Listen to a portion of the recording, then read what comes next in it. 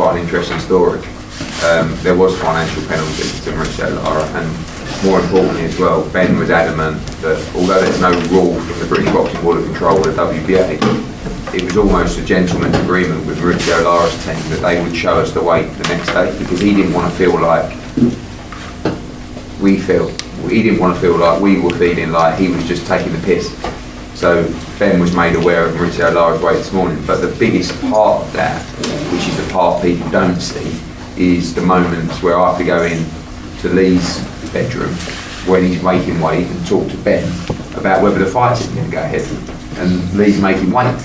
You know, he's listening to the whole conversation, and it's like, you know, Ben rightfully so looking out for Leigh Wood. At the same time, you're looking at the career saying, well, if we pull out of this fight now, he's just a voluntary defence from Mauricio Lara. There's a mandatory due. He's not going to get a shot. He's not going to fight tomorrow night. He might not fight till September. Probably won't be for the world title. Kind of a little bit screwed, really. But at the same time, everything was put in place to make sure that it was, you know, it was fair, particularly today. But it was really difficult. You know, it was mentally difficult for Lara. It was his fault. But it was also mentally difficult for Leigh, because he had to go through those moments, the morning of the weigh-in, not knowing whether the fight was happening or not. And I definitely think it's something that has to be looked at in terms of the procedure for fight week. But Lara got it wrong. He knew the rules, and he paid the price. With that weight issue, obviously Leigh, you want to fight regardless. It's your big night.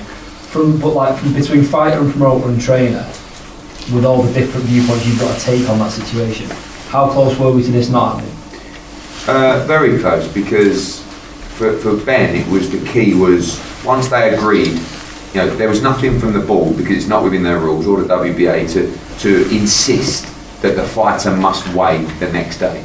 But once the other team were happy, you know, because they felt it was right to do that, that changed a lot for Ben. Because when he comes in 4 pound heavier, you don't know whether he could wake up in the morning having put on another 14 pounds. Once Ben found out that wasn't the case, it made him feel a lot happier. It's a very difficult decision. Like, Leigh's on the bet gate, like, I can tell Leigh's thinking, right, everyone shut up, I'm fine. It's not even a consideration. I'm about half a pound off my weight. There's no way I'm not fighting. But it's a very difficult decision. And I know Ben was nervous about the whole situation, because you get the blame for going through with it. But with everything considered, it was the right decision. You know, Twitter will tell you immediately after it's the wrong decision, of course. We had to make a decision there as well, like, do we bring Leigh in at championship weight then? Now, before I said Leigh was already on weight. That's a little bit of a lie, if I'm being honest now. The reality was that Leigh's whole goal was to become a 2-time champion of the world, and we had to make a decision collectively. Do we still bring Leigh in at championship weight so he could fulfil that dream and become a 2-time champion of the world? And Leigh's a big featherweight, so, you know, with everything that took place, I was confident there wasn't going to be a disadvantage to Leigh, and once we knew that was the case, then we was happy to proceed with the fight, and it's proved to be the right decision. For Leigh and Ben, what changed about the game plan this time round? From ringside, it looked pretty similar, it's maybe just like refined it a bit. Looked like your right hand barely left the chin all night. Talk us through what you tweaked, what you changed, if you can. From that point of view, the fight, looking back at, whilst I don't know what it looks like on film or anything, but I made a few little mistakes, some sloppy moments, but like I said before the fight, there's only small adjustments that made a big difference. Don't want to go into the details of it, but it worked. Being a trainer, Ben gets a lot of criticism online. How much of a key role do you play in? I keep saying it, and everyone always gives him shit for calling me cheerleader and that, but I'm telling you now, this is one of the best trainers in the world, and over the next 10 years, way past when I'm retired, you're going to see that. Leigh, you always look comfortable in there tonight. Did you expect anything more from Mauricio? No, I know him really well. If anything, you know, last time out, that was his big night to win the world title. Brendan Ingle, bless him, he used to always tell me it's hard to win a world title, it's even harder to keep on. So anyone can have one good night, give everything. That's probably why I struggled to make weight as well. You know, you've got to get up for it again and again and again. And true champions can do that. Leigh, you know more than anyone how heavy-handed Mauricio Lara is. At any point when he did land on you, did you have any kind of flashbacks, if you will, to the last fight? Anything like that in your mind which you kind of thought about? It's not Rocky 4. No, I was so headstrong, you know. Like I said, I didn't even leave the ring last time before I knew I could put it right. I knew I was better than him. Just doing it and not switching off. Every fight I've had is a different challenge. So kind of, like I said, over and over again, it was work rate and dropping his work rate with the things I was doing. With Conlon, he was more skillful, but with breaking him down and beating him up. This fight is a big puncher, but he lulls you to sleep. There's moments when you think, I should be doing something, but no, just if he wants to do that, let him do that. Discipline. Different ways to win fights, and I've got the team that look at my opponent and make sure I'm doing the right things to do it. Yeah, I got it wrong last time. I put it right this time. On that note, Leigh, there were moments when he looked like you actually hurt Mauricio. But did you feel like that was him maybe just trying to lure you in so then he could look for that shot? I did hurt him a few times. There's a few left hooks. It was solid. But like Ben said, it's discipline. Not getting carried away. Not trying to close the show early, just for the fans to stick to what was working and get the win over the line. Anyway. Leigh, you've got some great options. You've got some great options now for a big stadium fight. Josh Warrington would be absolutely incredible. I think Eddie would be salivating at that one for a domestic fight. It'd be awesome. But then I don't know if you've seen the knockout, but Lopez obviously over Conlon, your former opponent tonight. That probably makes Warrington's performance against Lopez look a bit better as well, considering how all you guys are matched up. So is Warrington the guy that you want, Leigh? I think it makes sense. The two clubs will go to battle vocally on the night. It'll be a great atmosphere. Hopefully tick my box at the City Ground. We'll talk about it. I don't know how many fights I've got left. I'm 35 in August. It's very hard to move further away, but I'll keep doing it for that reason only. You know, I want to achieve that dream, and like I said earlier, I've had a fairy tale career, turnaround to joining Ben, and I want a happy ending, and that is the happy ending. Maybe I've got 2 fights left. I can do that and try unify. We'll see. It's fight by fight, but I really want to tick that box. Yeah, also when you joined that last, I'm sorry. Leigh, on Wednesday you said to me that it wasn't a lapse of concentration in that first fight. At the time, to a lot of people that seemed mad. I suppose Testament tonight proved that it really wasn't a lapse, and sort of there was those minor adjustments. You spoke all through camp, it was just tweaking a few little things. People said, how can that be with such a short turnaround? I suppose that proved it, right?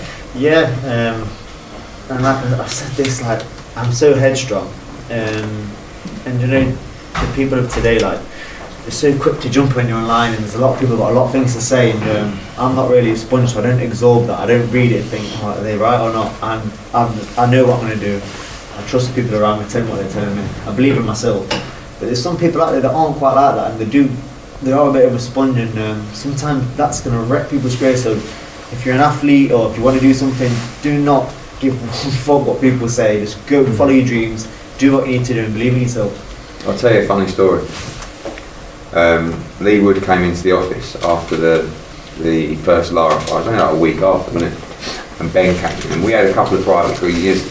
The fighter will always say, I've got the rematch, I want to do it. I spoke to Ben. Ben was like, look, obviously I think he can win the rematch. It's a very fast turnaround. Let's get him in. And we sat down. I said to Leigh, look, you know, I think it's a very fast turnaround. You could let Josh Warrington fight Lara. You got the winner. I know there's a mandatory, but we can work that out. And he's like, no, absolutely not. There is no way I'm not fighting him next. I'm doing the rematch. Yeah, but obviously it's only a couple of days after the fight. No, it doesn't matter whether it's today, next week. I'm having a rematch. I'm not stepping aside. Blah blah. Then he goes to the toilet, right? So he goes to the toilet. He goes, I don't know whether they set me up, but he goes, I'm just going to go to the toilet. So he goes to the toilet, and I go to Ben. He's mental. I said, I think he's still a bit buzzed from the knockout last week. I went, he can't make that fight in that time. He's like, look, you know, he's very stubborn, like, you know, and I'm thinking, anyway, comes back, I'm like, Leigh, I think I've been talking to Ben, and he's a very fast, so there's nothing to discuss, so make the rematch, and on we go. And he was right, you know, and it's those little decisions would have been so easy not to take the rematch, so easy. And then someone sticks a mandatory in, someone does this, and I really felt like it was I felt like it was a wrong decision. I really did. The reality is we got slaughtered for taking the first fight. People was like, you're mad for picking Mauricio Lara. The reality is they boxed 19 rounds. Lara might have won 2 or 3. That's the reality of it. So yeah, like I say, Leigh Wood proved his class. Might have took 2 attempts, but we got there in the end. Eddie, for you and Ben, you also faced a lot of criticism for not actually pulling Leigh out of the fight with all the weight and situation. I know Ben specifically, you would have trusted the game plan, I know, with the weight and everything. I suppose it also proves that you can't always be too reactionary in this game, because I suppose, look, we've sat here now, he is a two-time world champion, and a lot of people 24 hours ago were there's a lot of things slating the fight that the for not public being don't know cancelled. as well. But, you know, Eddie's not silly. You know, we had Leigh's interest. I'll be honest with you, Eddie half pulled the fight before I did. I went to the room to pull the fight. He I messaged messaged him me. and said, I think we need to pull the fight. Where are you? This was an hour before the weigh. Yeah. And I said, where are you? He said, I'm making weight with Leigh. I said, I need to see you. I think we need to pull the fight. It was just too much. It was just, you know, once we got the call that Lara was going to weigh 129.8, that's when I got to Ben. And we were shocked by that, because, you know, it's kind of like, not a bad decision from the board, but the board said to him, you can't weigh less than 128.5. But they didn't say you can't weigh 131. They just presumed that he would come in on that number.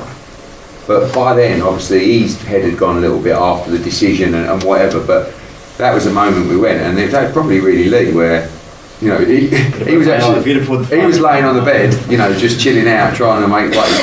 And I was sitting down on the sofa talking to Ben, and every now and again I could hear Leigh go, "No, that's all right, that's fine, don't worry about it. You just get him to play a little bit more, we'll be fine."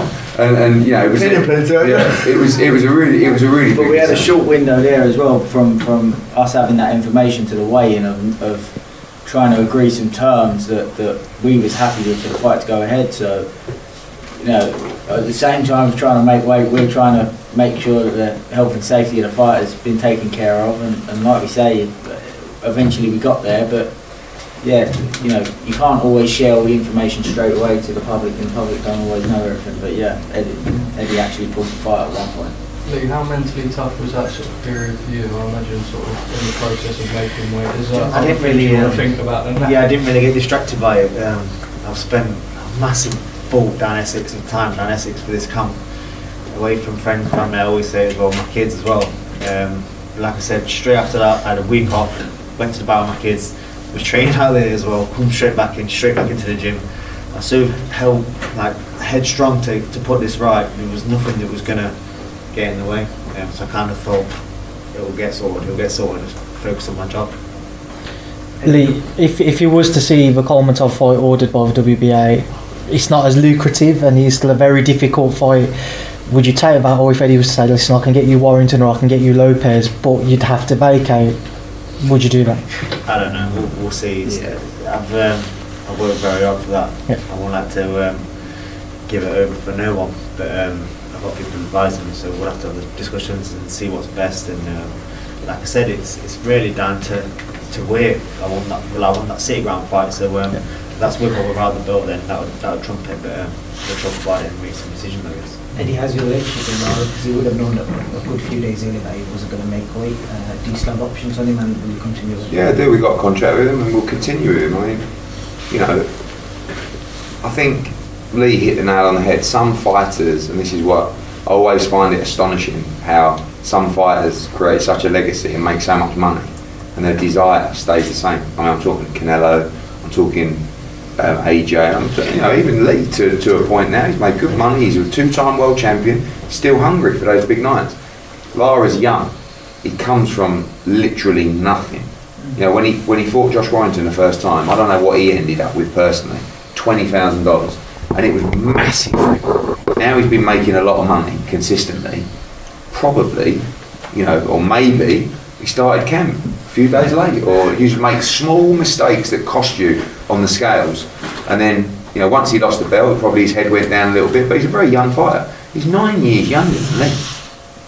He's got a big future ahead of him, but, you know, you have to be disciplined and you have to be consistent. You know, I mean, Chris Billham-Smith's another good example. No one really thought Chris Billham-Smith was going to win a world title. You did. I thought he would tonight, yeah, he beat him, yeah. Points. But consistency, living the life, you know, never, you know, always in shape, always training hard, always giving it 110%. Like, who would have said Leigh Wood would have won a world title? Who would have said Leigh Wood would be a two-time world champion when he got stopped by Gavin McDonnell in Hull? I would have said it'd be a two-way wash. Oh, you're saying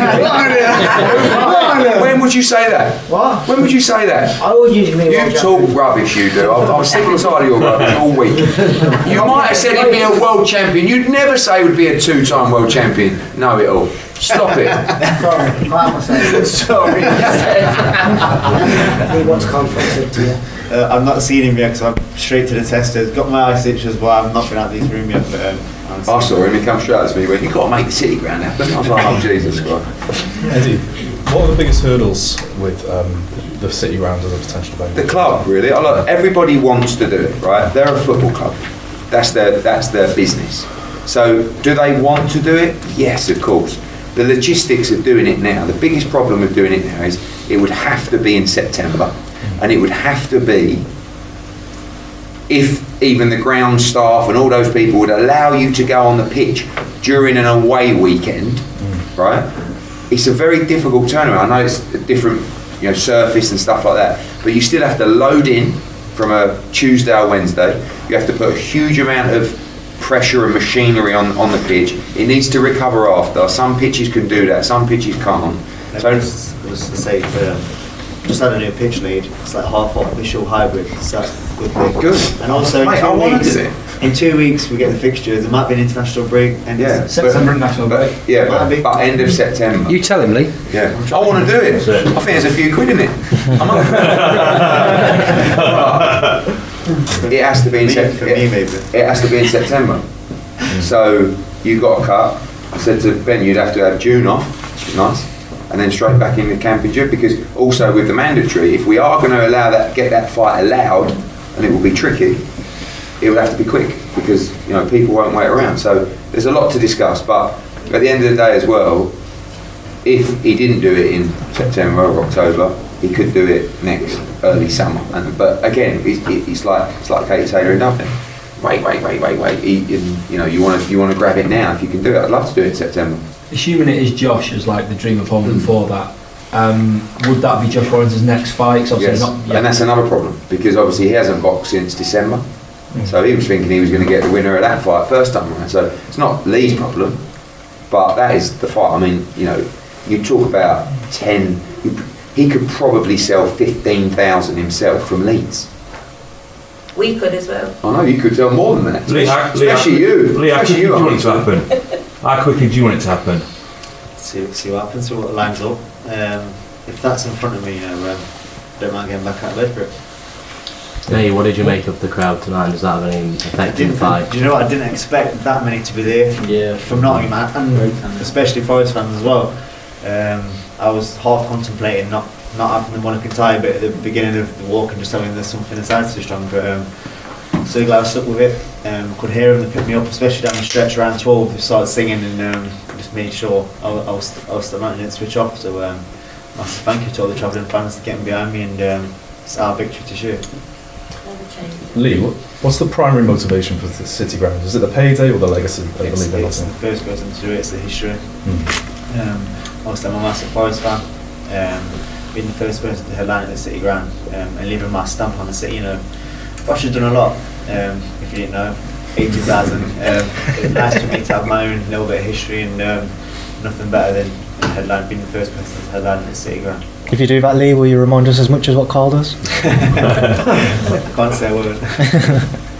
Last question, guys, have you got one? All good? Well done, Leigh Wood. Thank you.